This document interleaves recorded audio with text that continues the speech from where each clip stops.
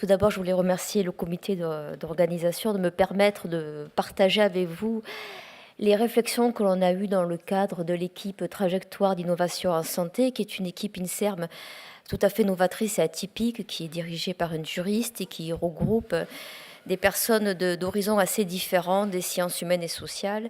Et nous réfléchissons et essayons d'avoir un regard croisé sur les enjeux éthiques et sociétaux apportés par le développement des nouvelles techniques en santé.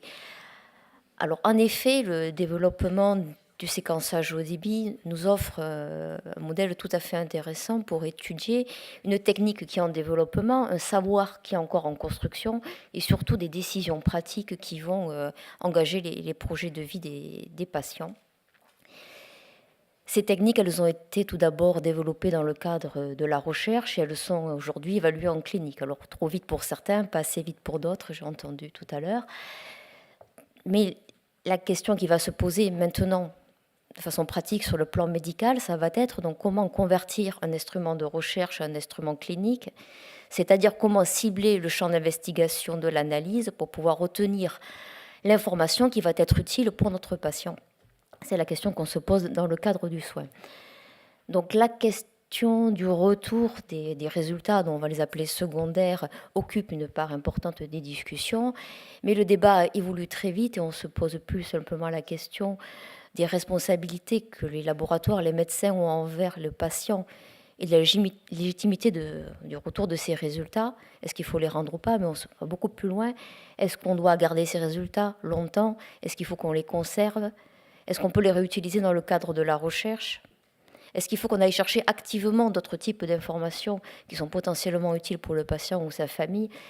Et surtout, qui décide et dans quelle voie on va choisir dans cette grande transition de la médecine génomique? Alors, je ne suis pas éthicienne, contrairement à ce qui avait marqué dans le titre, ni philosophe, et donc c'est donc avec un regard de clinicienne que je vais envisager ces problématiques, c'est-à-dire comment envisager sur le plan éthique les problèmes de l'information au patient, du consentement, du retour des résultats, comment préserver son autonomie. Donc, je vais appuyer mon analyse sur des réflexions que l'on a eues dans le cadre de projets européens et de collaborations nationales qui nous ont permis de mettre en évidence et d'essayer de comprendre les problématiques du point de vue des patients et des professionnels. Cette approche a l'avantage de pouvoir prendre en compte le contexte actuel de la génomique et de la génétique et d'essayer d'apporter des réponses pas philosophiques mais assez pratiques pour répondre à vos problématiques. Alors, une des principales difficultés que l'on va avoir sur le plan conceptuel, c'est de savoir sous quel prisme on va analyser les valeurs en jeu, puisque le séquençage au débit décrit un contexte tout à fait nouveau qui se situe quelque part entre la recherche et la clinique. Et ça, c'est une situation tout à fait inédite dans le cadre du soin. Alors, est-ce que cela génère-t-il des nouveaux devoirs? Qu'est-ce qu'il faut que l'on regarde? Et surtout, qui c'est qui va choisir? C'est une question qui a été posée tout à l'heure.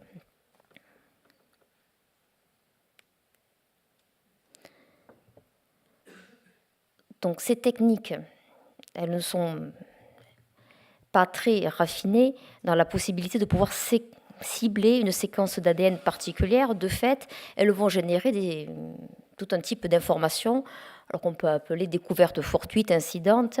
Tout cela peut manquer de signification éthique claire pour le patient. D'ailleurs, les patients, de façon générale, s'attendent à ce que dans le cadre du soin, tout résultat les concerne ne sont pas forcément quelque chose qui peut être incident. Du point de vue des professionnels, à l'heure actuelle, il y a une vue qui est majoritaire, qui se dégage, de penser qu'il faut rendre tous les résultats qui sont potentiellement actionnables, c'est-à-dire utiles pour le patient ou sa famille, en termes de prise en charge ou de conseil génétique. Du point de vue des patients, il y a une vue tout à fait similaire. Ils ne pensent pas que la génétique soit différente des autres domaines de la santé. Ils peuvent citer d'autres exemples dans d'autres champs. Et ils peuvent même penser que cela peut être utile de pouvoir avoir accès à ces informations dans la mesure où ça leur apporte quelque chose de positif dans leur prise en charge. Alors ces réponses amènent à leur tour d'autres questions. Effectivement, est-ce que, au-delà du devoir primaire que nous avons de rendre ces résultats, est-ce que nous avons un devoir en plus d'aller rechercher activement d'autres données, et puisque nous avons ces séquences à notre disposition, d'aller rendre ces résultats secondaires aux patients, et est-ce qu'on peut affirmer que les patients ont droit d'y avoir accès? Et là, il y a deux positions qui marquent le terme du débat. Tout d'abord, celle de la Société américaine de génétique médicale, qui voit dans le séquençage au débit l'opportunité de pouvoir offrir aux patients et à sa famille des informations secondaires, et qui juge même qu'il ne serait pas utile, éthique, de ne pas les chercher et de les rapporter, puisque nous avons la possibilité de savoir, il faut savoir, et on se retrouve face à une injonction diagnostique et thérapeutique. On peut savoir, on doit donc savoir, et si on sait, on doit agir. Ces recommandations s'appliquent aussi dans le cadre pour les enfants. Ils préconisent la recherche systématique, et ce, quelle que soit l'avis du patient. Bon, bien sûr, la société américaine a revu sa position et propose de laisser le choix au patient maintenant. La Société européenne de génétique médicale, elle propose une démarche ciblée dans le cadre du soin pour pouvoir protéger le patient ou dans la mesure du possible des découvertes incidentes et des résultats qui seraient difficiles à interpréter. Donc ces deux positions a priori inconciliables de comment on perçoit la médecine et la prise en charge et le soin ont été sujettes bien sûr à de nombreux débats. Et d'un côté comme de l'autre, on va pouvoir amener des arguments éthiques avec, bien sûr, ceux qui sont pour tout chercher, c'est mettre en avant les principes de bienveillance envers le patient et la nécessité de traiter. Mais bien sûr, de notre côté, il y a aussi la préservation de l'autonomie du patient. Alors, est-ce qu'il y a vraiment un devoir d'aller analyser des informations supplémentaires? Est-ce qu'on doit analyser toutes les séquences que l'on génère? Et pour essayer de voir si ce devoir existe vraiment sur un plan, en tout cas éthique, l'équipe de Gina et collaborateurs ont proposé plusieurs critères. Alors eux, c'est dans le cadre de la recherche, et on va prendre ces critères les uns après les autres, et on va essayer de voir si on peut les transposer dans le critère de la clinique. Alors le premier critère est celui du bénéfice, c'est-à-dire on va rendre, en tout cas rechercher et rendre toutes les informations qui pourraient être utiles pour le patient.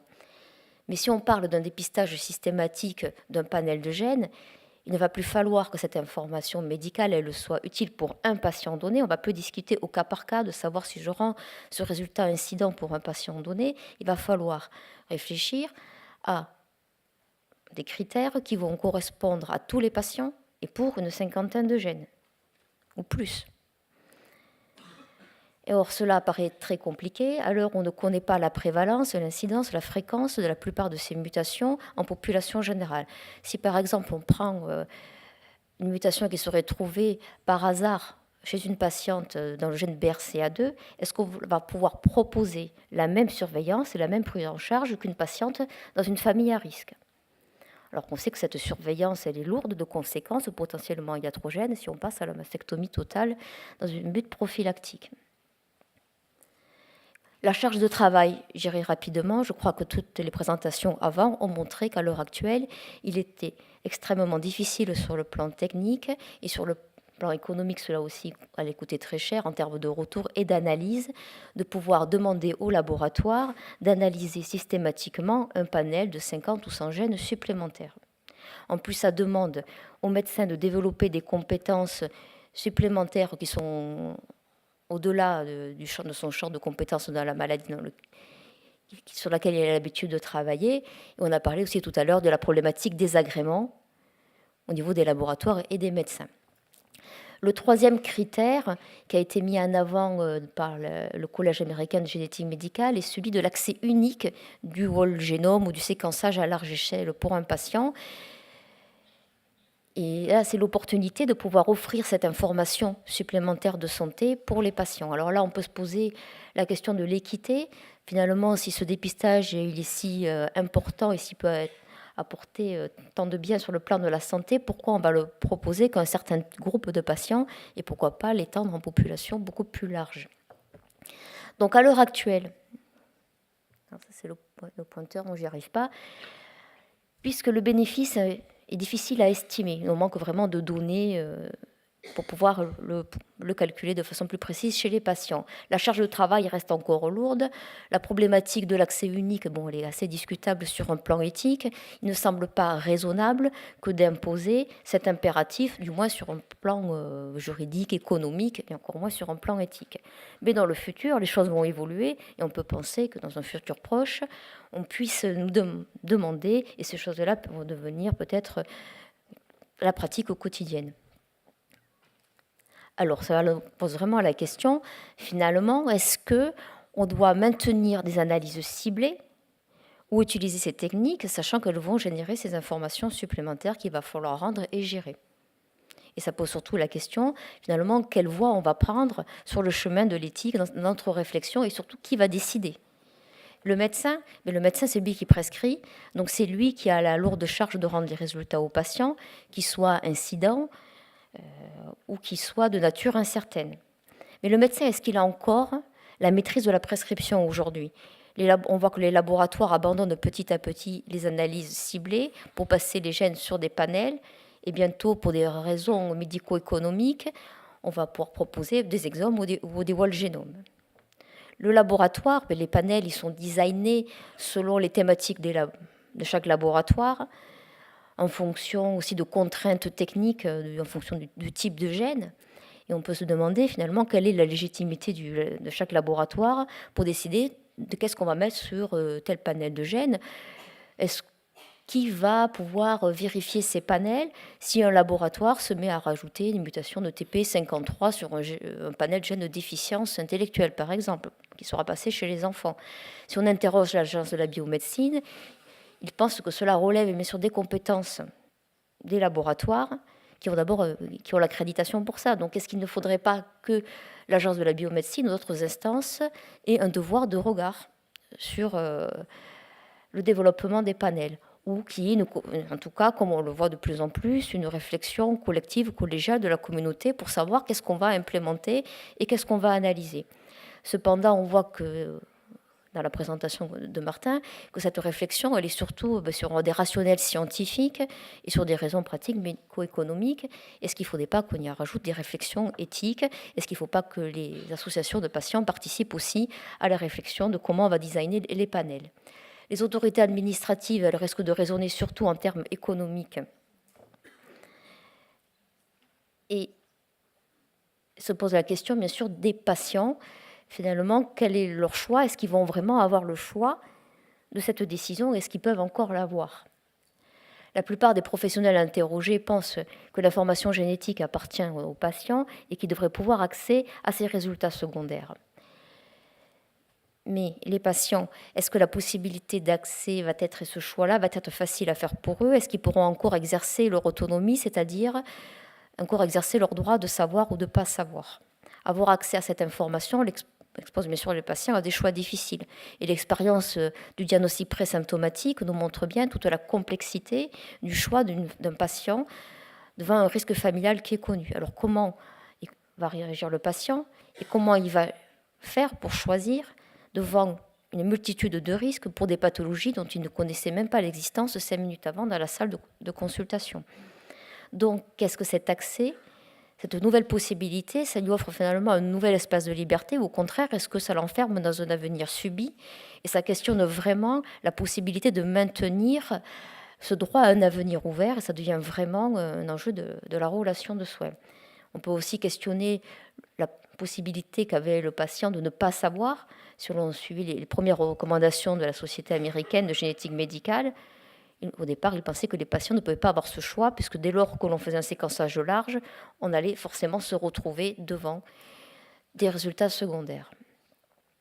La question devient encore plus difficile lorsqu'il s'agit de traiter les enfants, puisque là, la question va être qui va être le gardien de l'information de l'enfant? Les parents? Est-ce que ça doit être le médecin? Est-ce que ça doit être un comité d'éthique externe qui va décider? Est-ce qu'on doit garder les informations et les rendre quand l'enfant sera adulte? Se pose toute la question dans le cadre, pour la plupart de nous travaillons dans le cadre de la déficience intellectuelle, et on le voit avec l'expérience de la CGHRE. Nous avons une population d'enfants particulièrement vulnérables qui deviendront peut-être des adultes qui ne seront pas potentiellement capable sur un plan juridique de consentir. Donc là se posent vraiment des questions tout à fait complexes et qui dépassent largement le cadre peut-être du cercle familial, si même la plupart des parents interrogés pensent qu'il serait souhaitable de pouvoir leur rendre ces informations. Et ne faudrait-il pas élaborer une charte nationale, internationale, pour pouvoir protéger les enfants et pouvoir garantir le maintien de leur autonomie? Je n'aborderai pas maintenant la question du diagnostic prénatal qui nécessiterait une session entière. Et on voit, par exemple, qu'à l'heure actuelle, la CGHRI est en train de se développer à très grand rythme dans le cadre du diagnostic prénatal, alors qu'il n'y a pas de consensus sur les indications et sur le type de puce à utiliser. Donc là, on voit aussi qu'il y a un gros travail de standardisation et de régulation des pratiques.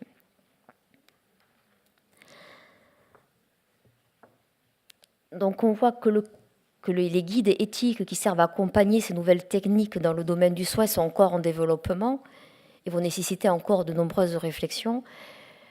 Nous pensons qu'à l'heure actuelle, il est important de mettre en place un système qui soit souple et flexible et qui puisse prendre en compte les souhaits du patient.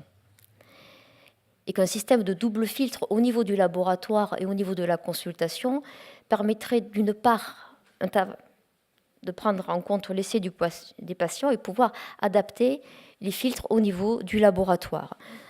C'est-à-dire pouvoir rajouter des filtres au niveau de l'analyse en fonction des seuils du patient, en plus de la standardisation qui sera déjà faite. Cette approche permettra d'être beaucoup plus proche des souhaits du patient et de favoriser les processus d'information et de consentement et le partage de la responsabilité à tous les niveaux, au niveau de la relation de soins, et faire porter peut-être une moins lourde charge au niveau du laboratoire sur ce qu'il faut rendre et pas rendre. La plupart des patients aussi interrogés, et je vous ai mis cette phrase dite par un des répondants du focus group, où on voit vraiment que finalement, au niveau de la relation de soins, il y a vraiment des choses qui peuvent se jouer et apporter beaucoup de réponses à toutes ces questions, si on prend le temps, bien sûr.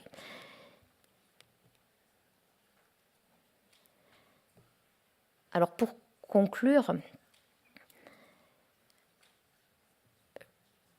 toutes ces nouvelles techniques ne pourront pas se mettre en place, même si elles sont, j'en suis convaincue, malgré toutes les questions qu'on se pose, très utiles pour la prise en charge des patients.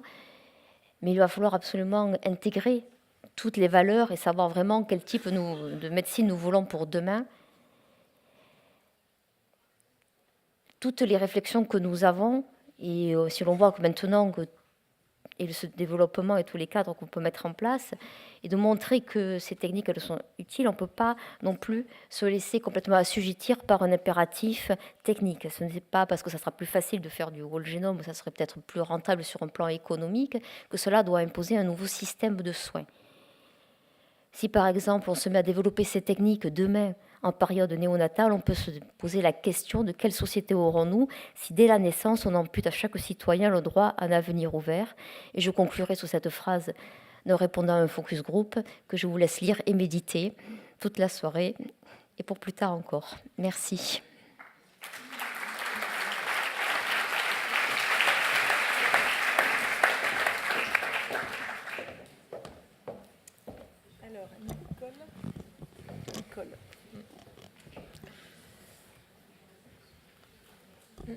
C'est bon. Bon. Alors, je vais essayer de parler plus... Bon, ça va. Merci, Sophie. Alors, j'aurais voulu faire une petite réflexion de très vieille généticienne, maintenant que Pierre part à la retraite. Je pense que... je crois que c'est vrai que si on réfléchit toujours comme si c'était très négatif, cette position de l'American College. Et c'est vrai qu'au départ, moi, j'étais absolument horrifiée. Mais si on réfléchit un petit peu, je pense que on peut y voir quand même une réflexion qui est peut-être même une réflexion éthique. Parce que, en fait, alors, la liberté du patient, je suis désolée, mais franchement, je ne suis pas tellement sûre que les gens aient vraiment la capacité de comprendre les informations. Puis d'autre part, on a quand même insisté sur le coût sur le plan économique de ces analyses, dont certaines ne sont pas forcément très utiles parce qu'il y a l'errance diagnostique, mais un enfant de 14 ans pour lequel il n'y a aucune indication de conseil génétique et pour lequel le diagnostic de sa déficience intellectuelle ne va déboucher sur aucun traitement, finalement, il n'y a pas forcément d'utilité, enfin, à part que pour les parents, c'est très important. Mais finalement, est-ce qu'on peut se permettre de faire des analyses comme ça, qui sont aussi chères, qui sont aussi lourdes, et passer à côté de cette information? Et je pense que moi, c'est quelque chose que j'ai compris après. Alors après, on peut dire oui ou non, mais je pense qu'il ne faut pas d'emblée dire que l'éthique, c'est se mettre du côté du patient et le protéger, parce que je pense que cette réflexion, justement, c'est ça aussi. Est-ce qu'on a le droit de garder cette information dans un ordinateur, alors qu'elle pourrait sauver la vie? Et on réfléchissait avec Philippe, une dame qui aurait qui a un enfant de 20 ans, qui a une cardiomyopathie sévère, et qui a eu une amniosynthèse il y a 20 ans, elle vous dira de toute façon, mais on n'aurait pas pu le voir sur la myosynthèse. Et ça, c'est certain. Et je pense que... je ne suis pas tout à fait sûre que ça soit vraiment contre les patients, et je ne suis pas sûre que ça soit aux patients de décider ce qui est très bien pour eux. Alors par contre, la pharmacogénétique, là je suis contre. Hein. Franchement, je pense que ça va servir à rien. Enfin, c'était une petite réflexion. Il y a quand même des gens qui meurent de médicaments qui sont donnés alors qu'ils avaient un variant. Oui, mais justement, alors est-ce qu'on si jamais c'était chez ton enfant, tu serais peut-être moins. Non, mais est-ce qu'on pourrait pas, avant de donner ce médicament, faire des... Si, mais ça veut dire regarder les variants pharmacogénétiques. C'est ça, mais les faire avant de donner le médicament, parce que après, la probabilité que la personne utilise ce médicament, la probabilité que le médicament soit encore sur le marché, si elle l'a... Ça peut être regardé, par exemple, en onco, regarder les situations qui sont pour les prescriptions des médicaments. Et pour les traitements... Mais après, oui, il y a des gens qui le font et d'autres pas. Mais vas-y, Sophie, pour répondre au reste en globalité. Oui, après, on est tous d'accord sur l'intérêt médical lié. L'avantage de la liste de l'American College, c'est qu'au moins, il y a un cadre qui peut guider au niveau des laboratoires, et ça facilite, évidemment, quand on va discuter avec le patient, si on a une liste de ce qu'on peut trouver de façon potentielle. Ce que je voulais surtout mettre en avant, c'est la nécessité de ne pas seulement prendre en compte des impératifs médicaux, mais voir toutes les conséquences que cela pourrait avoir. Et c'est tout à fait ce qu'a souligné Laurent. C'est pas la question est-ce qu'on va rendre, on va pas rendre, mais c'est quelles conséquences ça va avoir, qu'est-ce qu'il va falloir qu'on mette en place et comment accompagner au mieux l'implémentation en clinique de ces techniques. Il y a une question. Juste une question. Donc, concrètement, quelles sont les grandes étapes nationales envisagées pour aller vers quelque chose de plus consensuel? Parce que finalement, on voit que cette question, elle est abordée de manière très régulière depuis plusieurs années. Il y a eu des idées de travail commun au niveau de la NPGM. Est-ce qu'il y a des grandes étapes prévues pour progresser vers quelque chose de plus consensuel? Alors, je ne suis pas sûr que l'État va décider de stratégies à avoir. Enfin, en tout cas, peut-être avec le plan France Médecine Génomique 2025, oui. Mais aujourd'hui, c'est essentiellement des initiatives de groupes, on va dire de sociétés savantes, qui peuvent décider de réactualiser ces gènes qui sont dits actionnables, sachant que ce n'est pas toujours très facile de déterminer ce qui va être actionnable ou pas actionnable. Alors, j'écoutais à la radio la différence entre la France et d'autres pays, où finalement la France a été créée par l'État et d'autres pays, c'est le peuple qui a créé l'État.